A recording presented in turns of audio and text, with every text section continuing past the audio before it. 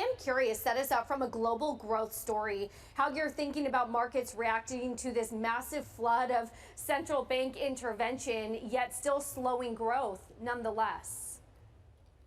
Yeah, I mean, I think this in some ways has some parallels to what we saw after the global financial crisis, where we saw extended periods of QE yet weak growth. And this goes to something deeper, which is whether QE and all of this central bank intervention actually impacts the real economy or not. I've had my doubts about whether it does. Rather, it's more fiscal policy that impacts the economy much more, rather than central bank policy, which in the end impacts asset markets much more. And I think at the moment, one of the challenges is whether the economy is going to return back to its pre-pandemic levels or not. And because of the Delta variant over the summer, and even if you look at a country like the UK, where restrictions have been lifted, you do see that people aren't necessarily returning back to their pre-pandemic levels of activity. People are acting cautious, even if there aren't restrictions in place.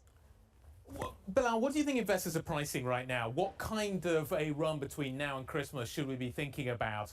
The idea was that Labor Day in the States would mark this kind of defining moment, that a lot of people with their kids back at school would start to get back to the office. That certainly was the desire of many Wall Street firms. It's not happening in the way that people anticipated. Is it just a delayed recovery? Is it just a delayed return to work and the market can look through it? Or is something more structural happening the longer this goes on for? I mean, I think there is something more structural going on. I think there's two things that are happening. One, in relation to COVID, people were assuming that by the end of this summer, essentially COVID will be endemic and we wouldn't need to worry about concerns around COVID going forward. That's clearly not the case. And there's concern that we may get another wave over winter. The school holidays may be extended at some point. So COVID hasn't been put to bed, fully. So that's one issue, which is an ongoing issue that may last for a number of years. But the deeper structural issue is if you look at the labor market data, notably what the data that came out on Friday from the US non-farm payrolls, it was much weaker than people anticipated. And by this stage, we should really be seeing closer to 1 million jobs added per month. And we're not seeing that. And that tells you that there's underlying weakness in the economy, both in the US and globally. And fiscal stimulus, to some extent, has masked some of this underlying weakness. And when the fiscal stimulus starts to fade away, then you see that the underlying economy is much weaker than people thought before. And that could be a structural issue. There could be something about COVID that has created a shock that's scarring businesses and the economy more broadly that could be with us for the foreseeable future. What about the shock versus structural issues as it comes with regards to inflation? If we think wage inflation is pretty sticky, once you get it, it's hard to cut back people's wages. Is there a risk that some of this inflation isn't temporary, isn't transitory? No, that's a very good point. I mean, at the moment, if you look at the transmission between wage growth to inflation, it's not very strong at this stage. So although we have seen stronger wage growth, what we've also seen is that the areas where you have seen most inflation are areas of the economy linked to particular supply chains, whether that's parts of the manufacturing process or parts of the commodity sector. So it's unclear whether this increase in wages is transferring to inflation. But moreover, if you do look at wages, it does seem like certain sectors are seeing higher wages, but other sectors aren't. And perhaps more importantly, unemployment rates are still relatively high. If you look at the overall ratio of employment to the overall population, there's still a quite significant number of people who had jobs before COVID who no longer have jobs. So that tells you there still is this labor market slack that in the end is likely to keep wages in check.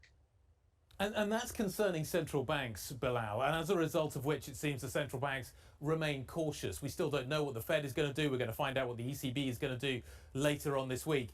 Yet we're looking at live pictures now. Boris Johnson from 10 Downing Street briefing us on tax rises.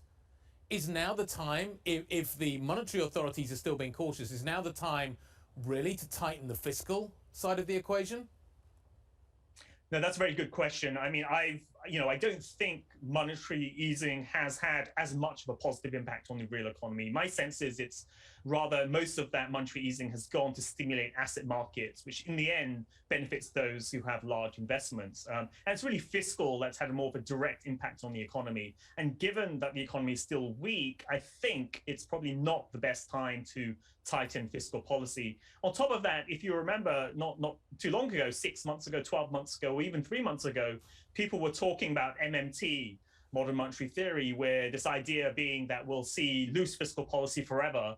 But what we're seeing instead is countries like the UK, the US as well, talking about tax rate hikes. So it tells you that at this stage, there still is quite a large amount of conservatism when it comes to fiscal policy.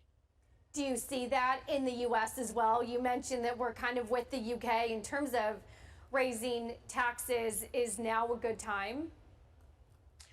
Again, I think it's very similar to the US as the UK. There still is weakness in the economy. People are starting to see their unemployment benefits, the COVID supplements rolling off this month. Lots of the fiscal transfers that households benefited from are rolling off. And so suddenly the stimulus is going. And then to raise taxes at the same time could be problematic. Now, of course, the types of taxes the Biden administration may raise may not directly impact households, that may mitigate it. But at the very least, it tells you that we're going from a huge fiscal stimulus over the last 12 months to what potentially could be a very large fiscal drag in the next 12 months at a time when the economy hasn't fully recovered from the pandemic. One of the areas that the market is certainly paying attention to right now, with relation to the impact that politics could have in terms of spending and ultimately, therefore, the economy and asset prices, is Japan. The sort of the post-sugar high, I guess, as people are labeling it, in Japan, is driving a lot of money towards that market. Do you think that money is going to be sticky? I have a lot of experience over the many years that I've covered these markets of seeing Japanese equity markets spiking sharply higher, only to be reversed pretty quickly. Are we starting to see some of that again? I think we are seeing something similar. I mean, the way I think about Japan is that we go through these periods where there's big anticipation of a large fiscal package or some kind of big policy intervention. And then in the end, when it comes to policy implementation, it turns out to be much smaller than people thought. But right now, we're in the buy the rumor, sell the fact phase, where we're before the elections, where there's a lot more scope for all the candidates to talk about large policy interventions, and that will spur on the stock market. So going into the elections, which could happen sometime in October or November at the latest, we're likely to see continued support for the Japanese equity markets. On top of that, we have to remember that foreign investors have generally stayed away from Japanese equities over the last 12 months. If anything, they've been selling Japanese equities. So globally, investors are underweight Japan. So I think we're setting ourselves up to a good run in Japanese stocks in the coming few weeks and months. But whether it lasts beyond the election is another question, because as you rightly said, often, this anticipation turns out not to occur in reality. Bilal, always a pleasure, always useful. Thank you very much indeed. Greatly appreciated. Bilal Hafeez, Macro Hive's CEO.